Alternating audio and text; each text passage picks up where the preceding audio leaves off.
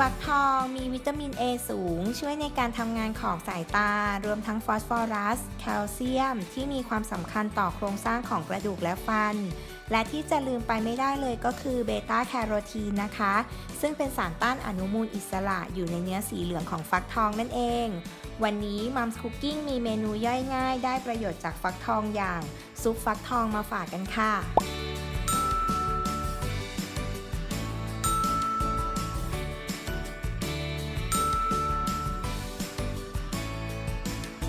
เริ่มที่ต้มน้ำซุปนะคะ พอน้ำซุปร้อนก็ใส่เนื้ออกไก่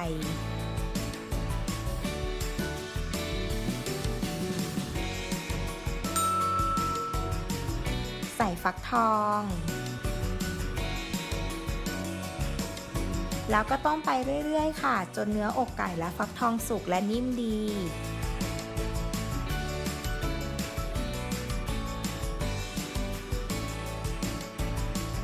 พอทุกอย่างนิ่มดีแล้วนะคะก็ปิดไฟค่ะ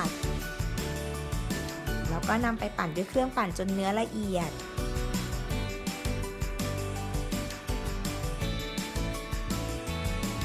เสร็จแล้วก็นำใส่ถ้วยแค่นี้ก็พร้อมป้อนหนูน้อยแล้วล่ะค่ะติดตามเมนูอาหารเด็กทุกช่วงวัยได้ใน Mom's Cooking ค่ะกดติดตามช่อง Kids Kitchen Channel เอาไว้แล้วก็อย่าลืมกดกระดิ่งเพื่ออัปเดตคลิปของเราด้วยนะคะ